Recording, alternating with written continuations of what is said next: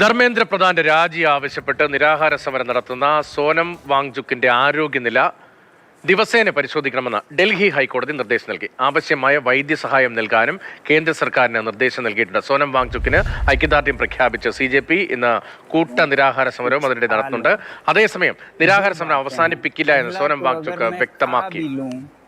तो उससे क्या बदलेगा और क्या संदेश जाएगा? सरकार को तो यही संदेश जाएगा कि जवाबदेही की जरूरत नहीं है, वो बैठ जाते हैं, वो चले जाते हैं। और दूसरी बात, मेरी हालत कुछ ऐसी भी नहीं है कि मैं 2-4 दिन में मर जाऊं। വിഷ്ണു പ്രസാദാണ് വിവരങ്ങളുമായി ചേർന്നത്. വിഷ്ണു, ഏത് സാഹചര്യത്തിലാണ് ഇപ്പോൾ ഹൈക്കോടതിയുടെ ഭാഗത്തുനിന്നൊരു നിർദ്ദേശം വരുന്നത്? ആരോഗ്യനില മോശമായിക്കൊണ്ടിരിക്കുന്ന സ്ഥിതിയാണെന്ന് നേരത്തെ വിഷ്ണു നൽകിയ വിവരത്തിലുണ്ടായിരുന്നല്ലോ. ഇന്നിപ്പോൾ കൂടുതൽ സമരം ശക്തിപ്പെടുത്താനുള്ള ഒരു നീക്കവും CJPയുടെ ഭാഗത്തുനിന്നുണ്ട്. കോടതി ഇടപെടൽ എങ്ങനെയാണ്?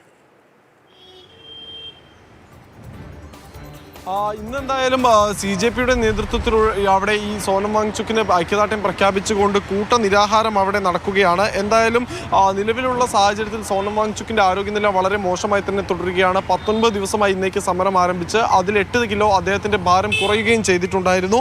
എന്തായാലും ഈ വിഷയത്തിൽ ഇപ്പോൾ ഡൽഹി ഹൈക്കോടതി ഇടപെട്ടിരിക്കുകയാണ്. ആവശ്യമായ വൈദ്യസഹായം നൽകണം, ഒപ്പം ദിവസവും അദ്ദേഹത്തിൻ്റെ ആരോഗ്യനില പരിശോധിക്കണം എന്ന് കൂടി ഡൽഹി ഹൈക്കോടതി ഇപ്പോൾ നിർദ്ദേശം നൽകിയിട്ടുണ്ട്. കേന്ദ്ര സർക്കാരിനോടാണ് നിർദ്ദേശം നൽകിയിട്ടുള്ളത്. ഇതോടെ ഹൈക്കോടതിയിൽ സമർപ്പിച്ചിരുന്ന ഹർജി തീർപ്പാക്കുകയും ചെയ്തിട്ടുണ്ട്. നിലവിലെ സാഹചര്യത്തിൽ ഇന്ന് നടക്കുന്ന സമരത്തിന് ഇപ്പോൾ അരവിന്ദ് കെജ്രിവാൾ ഇന്ന് വൈകിട്ട് 5 മണിയോട് കൂടി സമരപ്പന്തലിൽ എത്തുമെന്ന് അറിയിച്ചിട്ടുണ്ട്. സോനം വാങ്ചുക്ക് നടത്തുന്ന നിരാഹാര സമരം അവസാനിപ്പിക്കണമെന്ന് അഖിലേഷ് യാദവ്, ഉദ്ധവ് താക്കറെ ഉൾപ്പെടെയുള്ള രാഷ്ട്രീയ രംഗത്തെ പ്രമുഖരും അതോടൊപ്പം തന്നെ അരുന്ധതി റോയിയെ പോലെയുള്ള, നസറുദ്ദീൻ ഷായെ പോലെയുള്ള സാംസ്കാരിക സാമൂഹിക രംഗത്തെ പ്രമുഖരും എല്ലാം തന്നെ ആവശ്യപ്പെടുകയും ചെയ്തിട്ടുണ്ട്. എന്തായാലും ഈ ആവശ്യങ്ങളെല്ലാം തന്നെ സ്നേഹപൂർവ്വം നിരസിക്കുകയാണ് സോനം വാങ്ചുക്ക്. താൻ ഈ സമരം അവസാനിപ്പിച്ചാൽ അത് തെറ്റായ സന്ദേശം നൽകുമെന്നാണ് സോനം വാങ്ചുക്ക് അല്പസമയം മുൻപ് നമ്മൾ കണ്ട ആ വീഡിയോയിൽ ഉൾപ്പെടെ അദ്ദേഹം പറയുന്നത്. എന്തായാലും 20-ാം തീയതി കോക്രോച്ച് ജനതാ പാർട്ടിയുടെ നേതൃത്വത്തിൽ പാർലമെന്റ് മാർച്ച് പ്രഖ്യാപിച്ചിട്ടുണ്ട്. പാർലമെന്റിന്റെ വർഷകാല സമ്മേളനം തുടങ്ങുന്ന ദിവസമാണെന്ന്.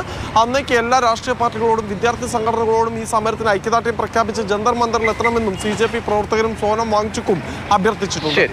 വിഷ്ണു പ്രസാദാണ് ഡൽഹിയിൽ നിന്ന് വിവരങ്ങൾ നൽകിയത്.